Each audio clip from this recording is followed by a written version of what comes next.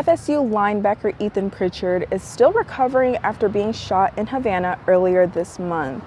I'm Tatiana Purefoy, your Quincy neighborhood reporter, with new details from the state attorney Jack Campbell on a teenage suspect involved in the case and what charges all four suspects are facing. State Attorney Jack Campbell says prosecutors have now decided to charge 16-year-old Anthony Glenn as an adult in the shooting of FSU football player Ethan Pritchard. Campbell says the decision was made after reviewing the evidence and the level of violence involved in the case. He tells us all four suspects will now be handled together in adult court. Each suspect is charged with 3 counts of attempted first-degree murder and 1 count of shooting into an occupied vehicle, not just for targeting Pritchard, but also for the other 2 who were in the car at the same time of the shooting.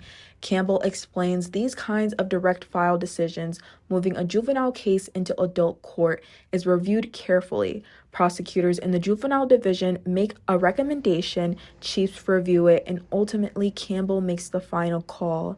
Ethan Pritchard was shot a little over 2 weeks ago in Havana near the Havana Heights apartments. Investigators believe the shooting may have been a case of mistaken identity tied to an earlier drive-by in Havana. They say multiple guns were used when Pritchard's car was fired on while he was driving his aunt home, 1 bullet hitting him in the head. Glenn is due back in court next month. Pritchard has since opened his eyes in the hospital but remains in critical condition as his family, coaches, and community continue to rally around him. All 4 suspects are still being held in jail with no bond. In Quincy, Tatiana Purefoy, ABC 27.